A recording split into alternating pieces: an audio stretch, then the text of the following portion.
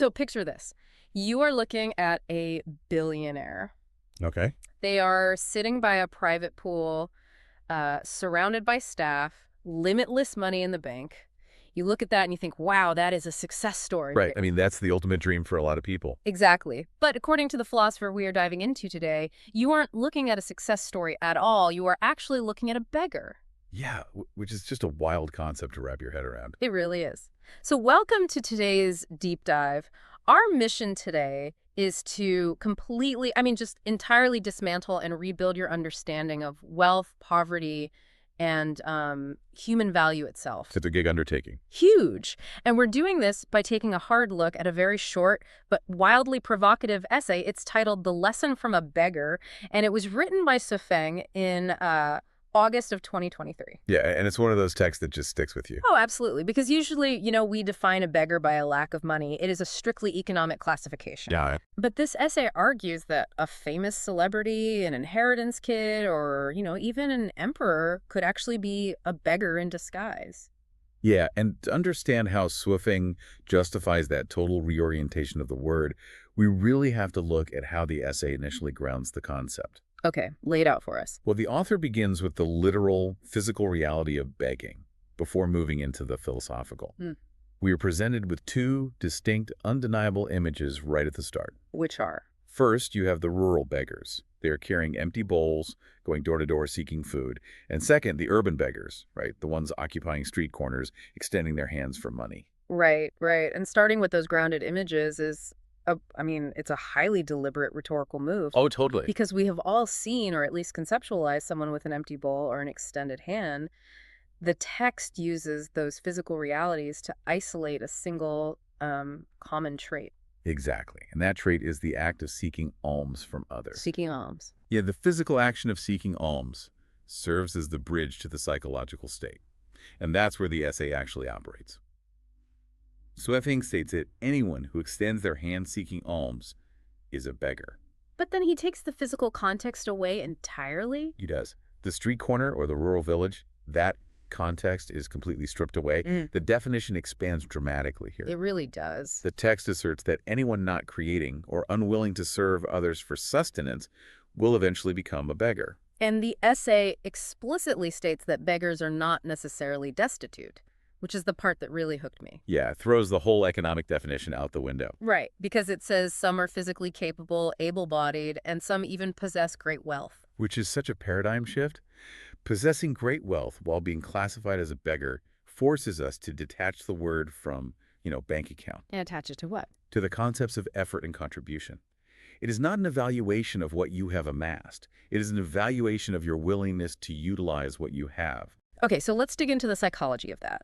Because the text identifies the defining psychological trait of a beggar as stinginess. Yes, stinginess. And typically when we hear the word stingy, we think of someone who is like a bad tipper. Right, or someone who refuses to split a dinner bill fairly. Exactly. But the essay redefines stinginess entirely. It defines it as being unwilling to utilize one's abilities or wealth and seeking to gain without effort. Yeah, I like to look at this as an existential stinginess. Ooh, I like that term, existential stinginess. Right. It is a fundamental hoarding of one's own life force.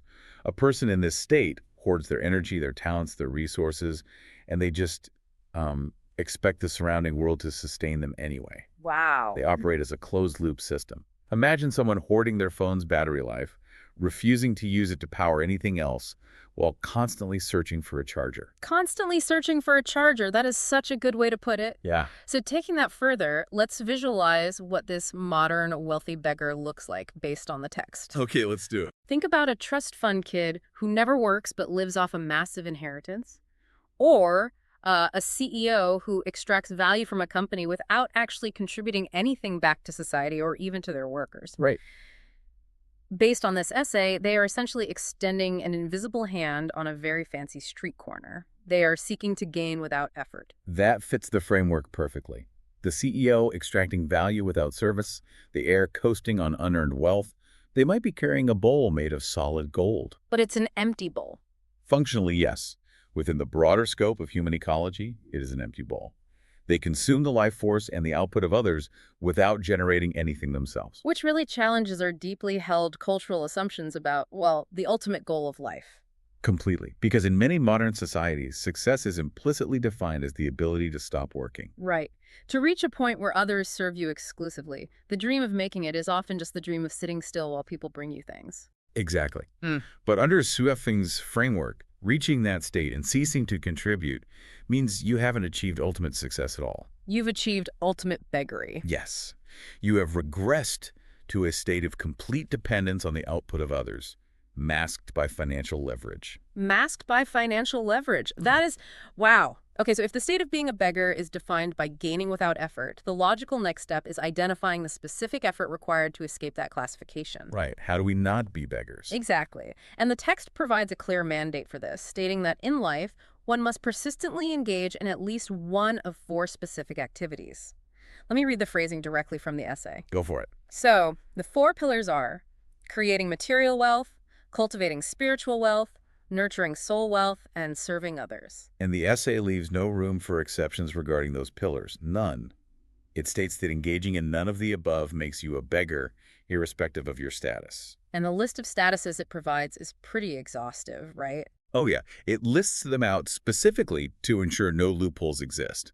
It says, be it an emperor or commoner, wealthy or poor, official or common citizen, religious or non-religious, famous or just one among many. Basically, nobody gets a free pass. Exactly. Nobody. Okay, but I want to push back on this a little bit. Okay. Creating material wealth and serving others, those are easily understood concepts, right? Building a house, growing food, nursing the sick, teaching a class. Those are clear, tangible examples of material creation and service. Sure. But Shuifeng includes both spiritual wealth and soul wealth as the middle two pillars. And the text doesn't really provide dictionary definitions separating the two. That's true. So why differentiate spirit and soul in this context? And how does the internal, invisible work of a person count as creating wealth in a way that prevents them from being a beggar? Well, let's examine the underlying mechanics of what the essay is trying to achieve here.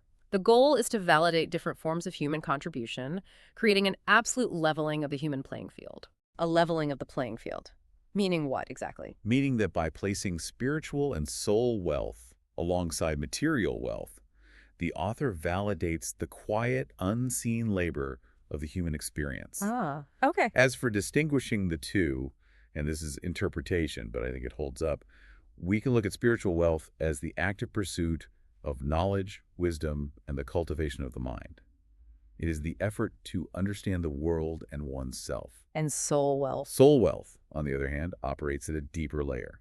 It is the nurturing of a profound integrity of being, a deep moral resonance, and empathy. That makes a lot of sense. But if a person is sitting quietly in a room, wrestling with a complex moral question to become a better, more empathetic person, society generally views that as unproductive time. Oh, for sure. It doesn't generate GDP. Right, it doesn't generate GDP. But under this framework, they are actively generating wealth. They're actively refining their internal state, which is a mechanism of wealth creation.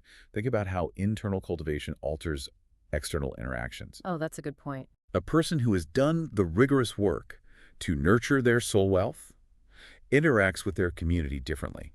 They bring patience, wisdom, and stability to their environment. They're an anchor for the people around them. Exactly. They are building human capacity. And that requires massive effort. Therefore, they are not a beggar in that moment. They are not seeking to gain without effort. They are putting in the profound effort of internal cultivation. I love that. But the crucial word in that mandate is persistently. Yes. Persistently. One must persistently engage in these activities. It is not a threshold you cross and then retire from. It is an active, ongoing state of being. Which is why the philosophy is so uncompromising. Yeah. You cannot rely on past contributions to justify present stinginess. Right. The demand is perpetual engagement with at least one of those four pillars. You can't just say, well, I built a house 20 years ago, so now I get to just extract for the rest of my life. Exactly. So understanding that required effort leads us to the conceptual opposite of the beggar. The flip side of the coin. Right. If the beggar is the ultimate drain on the world, the closed-loop system hoarding its energy, the text introduces the ultimate contributor. And the essay provides a specific term for this.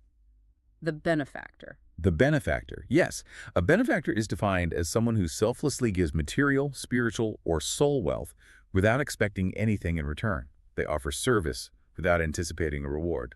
And the phrasing used to describe this state is just striking. It really caught me off guard. It's beautiful. It is. The essay states that a benefactor has the compassionate heart of a bodhisattva. Yeah, and utilizing that specific term elevates the concept of the benefactor from mere charity to profound existential selflessness. For those who might not be familiar, can you break down what a bodhisattva is? Absolutely. A bodhisattva, particularly in Eastern philosophical traditions, represents the absolute pinnacle of selfless service. Like reaching enlightenment, right? Exactly. It is an enlightened being who has attained the right to ultimate liberation or paradise. They've done the work, they've earned their exit from suffering, but they voluntarily delay their own release. They stay behind. Yes, they choose to remain in the cycle of the world out of pure compassion to help all other suffering beings achieve that same liberation. Wow. So by using that word, it entirely reframes wealth as an output of goodness rather than an input of capital. Exactly. The essay explicitly states that the benefactors are the truly wealthy ones. It even argues that someone who is materially poor, if they bring joy to others, is not a beggar, but a wealthy individual. Yeah, let's consider the mechanics of a benefactor versus a beggar here. We establish the beggar as a closed-loop system, hoarding resources. Like the battery that won't charge anything else. Right. A benefactor, on the other hand, operates more like an open-source operating system. Ooh, okay. Unpack that. They are constantly generating code, whether that is material help, spiritual guidance, or simple joy that anyone can download and use. Oh, I see. And crucially, the open-source system is never depleted by others using it, because their wealth is an internal engine of generation. Rather than a finite pile of hoarded gold, it cannot be exhausted. That is profound. So a poor person who makes their neighbor smile, who listens to a friend in pain, or, who sweeps the street just to make it nice for others, they are functioning as an open source system. Exactly. They are infinitely wealthier than the billionaire who sits alone, protecting their fortune and demanding to be served. Because the billionaire in that scenario is defined by their psychological stinginess. They are a vacuum, pulling energy and resources toward themselves and locking it away. They are a dead end in the ecosystem. While the benefactor is defined by boundless generation. Yes, boundless generation. Reading this, it triggers an immediate internal audit. Oh, it really does. You find yourself looking at your own daily interactions, asking if you are operating as an open source system or a closed loop hoarder. Am I generating or am I just extracting? And provoking that internal audit seems to be the exact purpose of the text. It sets up the final, severest point of the essay.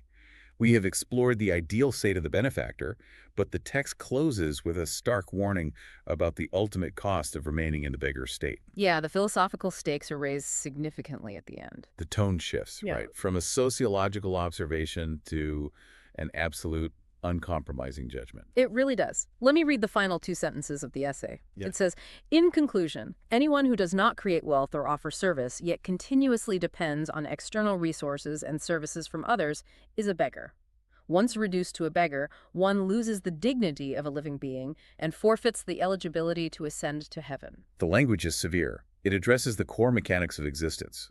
To lose the dignity of a living being suggests that being alive comes with intrinsic operational requirements. Let's unpack that. Why does Swifeng use such intense, absolute language? Why does failing to contribute strip away the dignity of a living being? We'll look at it through the lens of ecosystem biology. In a healthy ecosystem, every element is a participant.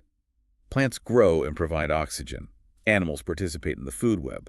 The sun provides light. Symbiosis is the baseline of nature. Everything contributes to the continuation of the whole. Right. Nothing just takes. Exactly.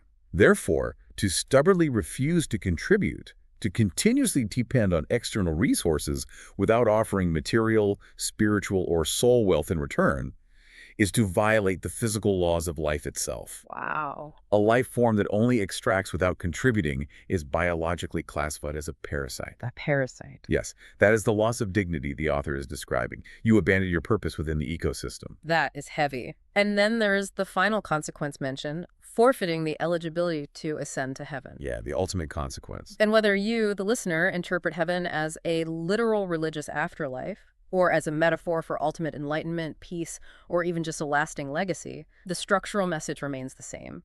The text is arguing that you cannot cheat your way into ultimate harmony. Right. If we define heaven, or ultimate peace, as a state of boundless connection and total communion, The psychology of the beggar is fundamentally incompatible with that environment, How so? because a person defined by existential stinginess and selfishness would naturally reject or be rejected by a state of boundless giving. You cannot enter a cooperative, enlightened state if your entire operational history has been dedicated to extracting from others and hoarding the results. The operating systems just don't match. Exactly. The mechanism of the beggar's mind simply cannot interface with the mechanism of heaven. This essay, it really forces a mirror in front of you.